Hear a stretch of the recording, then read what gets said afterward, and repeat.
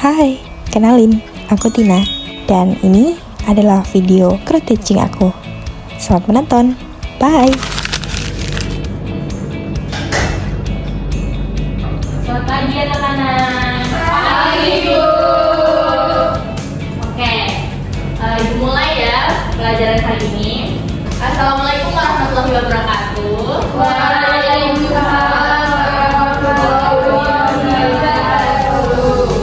Sebelum mulai pembelajaran hari ini, alangkah baiknya kita berdoa terlebih dahulu ya. Kita berdoa sesuai dengan agama dan kepercayaan masing-masing. Berdoa dimulai. Doa selesai. Oke, gimana kabarnya anak-anak hari ini? Alhamdulillah, sehat. Gimana? Belajar senang atau lagi galau?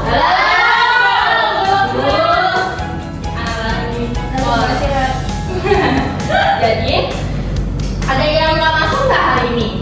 Ada. Siapa? Agus. Oh, Agus. Kenapa Agus galau juga Agus? Sakit katanya. Oke, hari ini kita mau pelajari. Tahu nggak apa yang kita pelajari hari ini? Sapu celana. Ya, betul. Tapi ada yang ingat nggak materi yang kemarin? Sapu tempel. Ya, betul, bikin kerak. Jadi, untuk hari ini kita mempelajari tentang sapu celana. Ada yang tahu juga beberapa macam dari sapu celana sendiri? Belum. Celana. Ya. Ya, apa ada? Sapu. Itu apa sih? Kargo yang celana kayak gini. Oh ya. Ini apa? Ya, betul. Sapu celana. Ya, betul. Sapu tempel. Ya. Sapu samping. Kalau udah bingung semua ini gimana ini? Jadi nanti setelah ini kita ada praktek, tapi sebelumnya ini dijelasin dulu ya untuk macam sapunya dan juga gimana cara buatnya. Nah, untuk pengertian sapu celana itu sendiri, sapu celana ini adalah bagian dari celana yang berfungsi sebagai tempat untuk menyimpan barang kecil serta sebagai alat pendukung kenyamanan dan juga estetika pada busana. Dan juga sapu biasanya terletak di bagian samping atau belakang celana dan dibuat dengan bentuk serta teknik jahitan yang tertentu sesuai dengan jenis celananya tersebut. Nah, tujuan pembelajaran hari ini yaitu mengidentifikasi bentuk dan fungsi sapu celana. Yang kedua, itu menjelaskan langkah-langkah menjahit sapu celana. Yang ketiga, melakukan proses menjahit sapu celana dengan benar. Dan yang terakhir itu menghasilkan sapu celana yang rapi, presisi, dan juga nyaman saat digunakan. Setelah itu untuk alat dan bahannya bisa dilihat, kalian juga sudah ibu kasih tahu ya di grup WhatsApp-nya. Apakah dibawa atau enggak? Bawa. Sebagian nggak punya. Enggak loh, kalau nggak punya. Nah, untuk alat jahitnya bisa dilihat juga, dan bahannya itu ada kain bagian depan celana, kain lapisan sapu atau kuring dengan sesuai warna kain dan juga pola sapu celana. Setelah itu, aku mau jelaskan tentang jenis sapu celana yang dari beberapa anak-anak tadi yang sudah disebutkan. Yang pertama itu ada sapu tempel, betul tadi yang dibilang Kak Cherry, sapu tempel. Nah, untuk sapu tempel ini sendiri adalah jenis sapu yang dibuat dari selembar kain berbentuk tertentu, kemudian ditempel dan dijahit di bagian luar busana. Berbeda dari sapu sisi ataupun sapu bobok, sapu tempel ini terlihat lebih jelas dari luar dan menjadi bagian dari desain busana. Untuk bentuknya bisa dilihat gambar di samping. Itu adalah contoh dari sapu tempel. Nah, setelah itu yang kedua ada sapu bobok. Sapu bobok ini adalah jenis sapu yang terbuat dengan cara membentuk bukaan horizontal ataupun juga vertikal pada permukaan kain dan diberi pelapis bawel sehingga tampak rapi dan tersembunyi. Untuk saku ini sering ditemukan pada celana formal, jas, rok formal, dan juga outerwear. Setelah itu ada saku sisi. Untuk saku sisi ini adalah jenis saku yang terletak pada bagian samping celana, biasanya mengikuti garis samping, seksi, atau sedikit condong di bagian depan celana. Nah, saku ini paling sering ditemukan pada celana sekolah, celana formal, pria atau wanita, celana kerja, celana olahraga, dan hingga celana casual. Nah, sebelum lanjut ke langkah menjahit, ibu mau tanya, saku celana ibu sekarang yang ibu pakai ini itu termasuk di jenis saku apa? Saku dalam. Oh, nggak kelihatan. Oke, ibu mendekat ya. Saku dalam. Ini bisa dilihat. Saku samping. Saku samping. Betul sekali. Berarti udah paham ya sampai ibu jelasin dari jenis-jenisnya tersebut. Jadi untuk hari ini kita nggak praktek di semua saku. Kita mau prakteknya di saku samping saja. Untuk langkah-langkah menjahitnya, untuk persiapannya itu siapkan potongan fragmen atau bola di bagian depan celana, lapisan saku satu berbentuk garis saku, terus lapisan saku dua berbentuk kantong saku. Tadi juga ibu juga udah bilang buat dipotong di pas masing-masing di rumah masing-masing. Apakah sudah dipotong? Oke, terus sambil ibu jelasin, mungkin dari kalian juga sudah bisa dipegang ya kainnya supaya lebih bisa tahu untuk dipraktekannya juga. Terus yang kedua itu tandai garis bukaan saku pada bagian depan celana.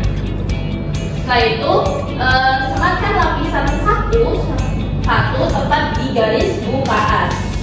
Nah, untuk menjahit bukaan sakunya itu, yang pertama itu jahit lapisan saku mengikuti garis bukaan. Jadi, kalau kalian sudah memberi garis tadi kan, habis itu kalian bisa menjahit sesuai di garis yang sudah digambar tadi ya.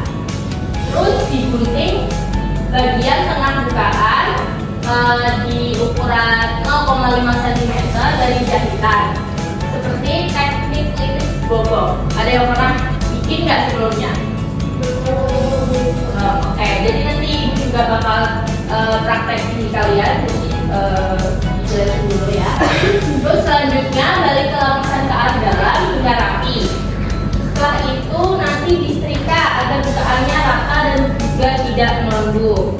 Nanti juga biar hasilnya lebih rapi. Setelah itu untuk langkah menjahitnya lagi ada merakit kantong saku.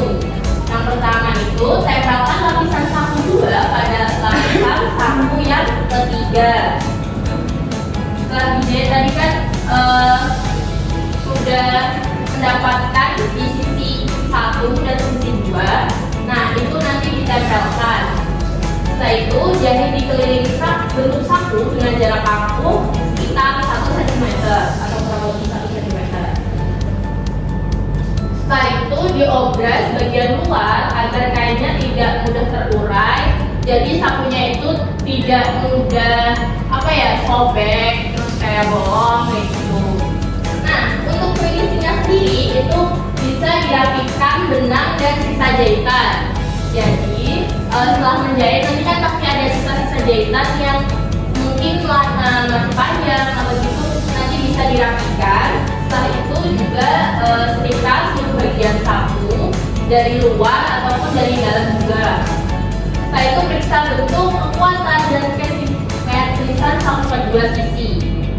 Nanti bisa diperiksa apakah bentuknya sudah sesuai dengan yang kalian inginkan.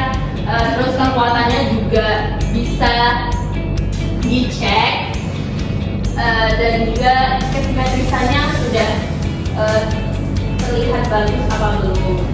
Nah, ini juga ada langkah menjahit. Nanti kalian juga pas menjahitnya. Kalau memang butuh bisa dibaca sendiri ya.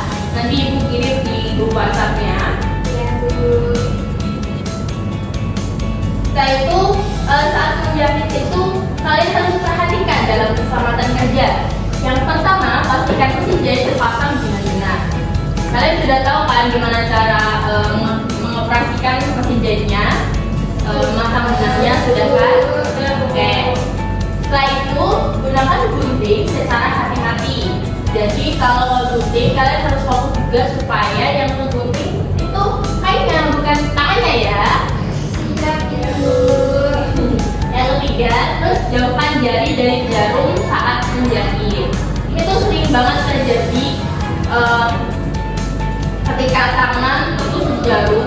Jadi kalian harus fokus dan juga hati-hati dalam menjahit, jangan bengong.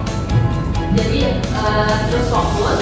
Terus selanjutnya itu simpan jarum dengan aman setelah digunakan.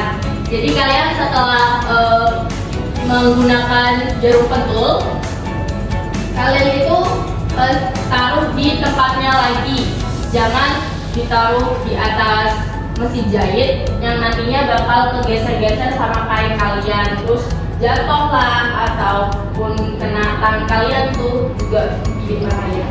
Nah, sebelum lanjut ke pembuatan sakunya, dari penjelasan yang ibu jelaskan, apakah dari kalian ada pertanyaan? Belum ada, Ibu. Belum ada, oke. Nah, kita pintar ini ya.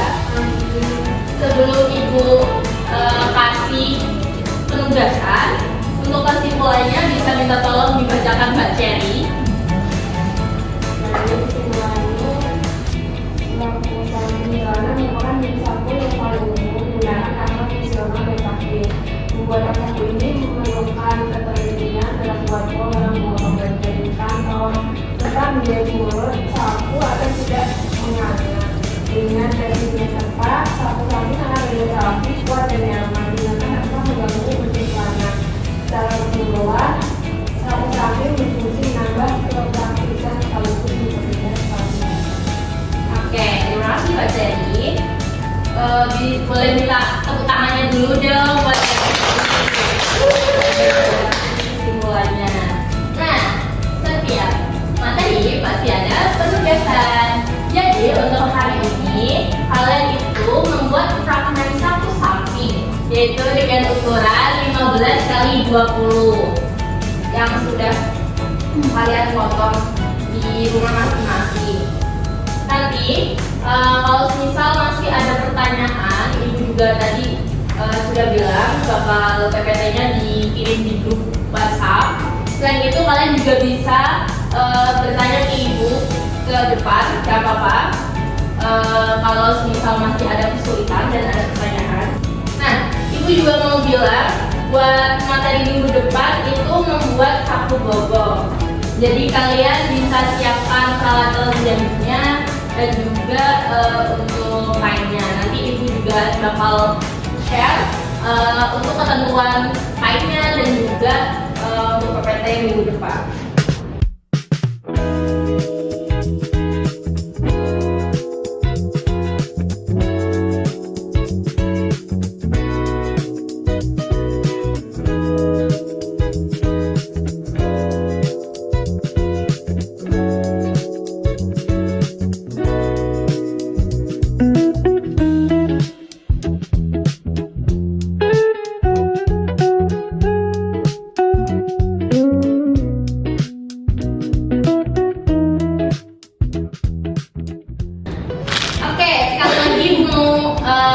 Tegasin lagi, apakah ada pertanyaan dari kalian?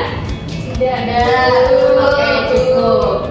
Mungkin untuk materi hari ini cukup sekian. Dipersiapkan juga untuk minggu selanjutnya. Sebelum menutup pembelajaran hari ini, alangkah baiknya kita menutup juga dengan berdoa. Doa dimulai. Doa selesai. Terima kasih untuk hari ini. Ibu cukupkan. Wassalamualaikum warahmatullahi wabarakatuh. Waalaikumsalam.